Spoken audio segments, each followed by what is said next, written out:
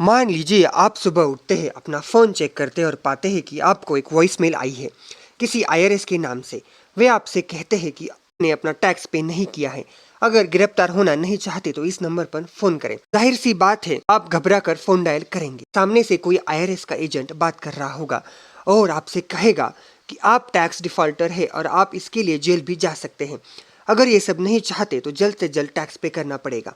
जाहिर सी बात है, आप पैसे ट्रांसफ़र तो करेंगे ही अगर आप टैक्स डिफ़ॉल्टर हैं। यही हो रहा था साल 2016 में, जब मुंबई के नज़दीक ठाणे के मीरा रोड में बैठे हुए कुछ लोग अमेरिकी नागरिकों का पैसा लूट रहे थे।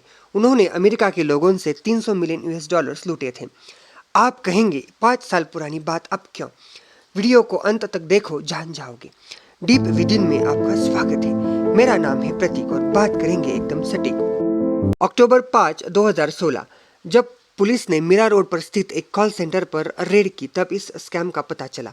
अहमदाबाद में 5 कॉल सेंटर इससे जुड़ी थी, उन्हें भी बंद किया गया। कॉल सेंटर के डायरेक्टर समेत 70 की पीपल और 700 एम्प्लॉइज को पुलिस ने हिरासत में लिया। लेकिन ये लोग अमेरिका के होशियार लोगों को कैसे ठगते थे? ये लोग अमेरिका के नागरिकों को कॉल करते थे और इंटरनल रेवेन्यू सर्विस ऑफिसर बात कर रहा हूँ ऐसा कहते थे। वे उन्हें बताते थे कि आप टैक्स डिफॉल्टर है और अगर आपने टैक्स नहीं भरा तो आपके खिलाफ केस फाइल किया जाएगा। आईआरएस ऑफिसर्स आपके घर पर 30 मिनट के अंदर आते ही होंगे और आपको 3 महीनों के लिए जेल में डाला जाएगा। उन्हें धमकाया भी जाता था कि आपकी नौकरी चली जाएगी, आपका ड्राइविंग लाइसेंस रद्द किया जाएगा, आपका सोशल सिक्योरिटी नंबर ब्लॉक किया जाएगा और आपको ब्लैकलिस्ट भी किया जा सकता है। ये सब नहीं चाहते हो तो तुरंत पेमेंट करो। ये पेमेंट सिर्फ prepaid debit card, money order, wire transfer और गिफ्ट कार्ड्स के रूप में ही लिया जाता था। आप कहेंगे कि इतने बेवकूफ कैसे थे अमेरिका के लोग? उन्हें तो पता चलना चाहिए कि कॉल इंडिया से की गई है। ये शातिर चोर उन्हें स्पूफ्ड कॉलर आइडेंटिफिकेशन नंबर से कॉल करते थे ताकि विक्टिम को ऐसा लगे कि कॉल आईआरएस के मुख्यालय वॉशिंगटन से आ रही है। कभी कभी ये ठग आईआरएस बैज नंबर इस्तेमाल करते थे।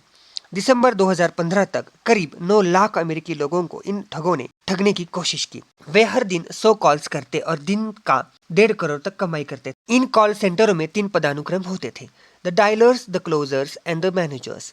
द डायलर्स सबसे निचले स्थान पर थे। इन्हें वॉइस मेल मिलने के बाद घबराए हुए लोगों के प्रश्नों के उत्तर देने के लिए रखा गया था। एक कॉल सेंटर में 50 लोग डायलर्स होते थे।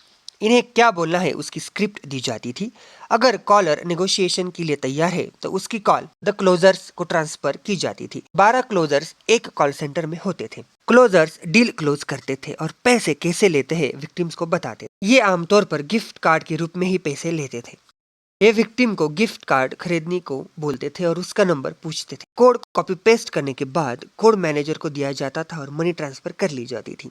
ये सिर्फ उन्हीं लोगों को कॉल करते थे जिनका टैक्स संबंधित कुछ इश्यू है, इसीलिए लोग घबराकर इनके कॉल को रिस्पॉन्ड करते ही थे। इनको टैक्स डिफॉल्टर्स का डेटा अमेरिका के इलीगल डेटा ब्रोकर्स देते थे। इस डेटा के बदले वे कमीशन लेते थे। इन कॉल सेंटर्स का मास्टरमाइंड 24 साल का एक लड़का सागर ठक्कर उर्फ शैगी था। इसने ऑडी R8 एक मशहूर क्रिकेटर से खरीदी थी जिसकी कीमत करोड़ों में थी। शैगी पहले अहमदाबाद में कॉल सेंटर में काम करता था और ऐसे लोगों के संपर्क में आया जिन्होंने इसे बोगस कॉल सेंटर्स के बारे में बताया। उनमें से एक था जगदीश कनानी। कनानी को गिरफ्तार कर लिया पर शागी भाग गया यूरोप। इन कॉल सेंटर्स में काम करने वाले ज्यादातर लोग फ्रेशर्स, मिडिल क्लास या फिर लोअर मिडिल क्लास परिवारों में से थे। इन्हें हर महीना 20,000 से लेकर 40,000 तक सैलरी दी जाती थी। ये सैलरी इन्हें कैश में ही दी जाती थी। इंडिया में किसी भी कॉल सेंटर में काम करने पर इससे आधी सैलरी मिलना भी मुश्किल है। ऐसे में कौन जॉब छोड़ना चाहेगा? इनमें से कई लोगों ने रिजाइन करने की भी कोशिश की, लेकिन उन्हें कॉन्ट्रैक्ट के नाम पर धमकाया गया या फिर उन्हें सैलरी नहीं दी जाएगी ऐसा भी कहा गया। पुलिस का मानना है इन कॉल सेंटर्स के फॉर्मर एम्प्लॉइज ने इसकी जानकारी पुलिस को दी थी और ये स्कैम दुनिया के सामने आ गया। लेकिन इस पुराने स्कैम से हमें इससे कुछ बातें सीखनी होगी। हमें किसी भी हालत में अपना टैक्स चोरी नहीं करना है। हमें किसी भी ऐसे कॉल के आने पर 10 बार चेक करना है क्या ये सच में सही कॉल है या फिर कोई फ्रॉड है। कोई भी गवर्नमेंट डिपार्टमेंट सामने से कॉल नहीं करता।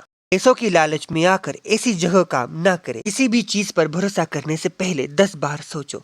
अगर वीडियो अच्छा लगा है और आपको कुछ नया मालूम पड़ा है तो शेयर करना ना भूलें।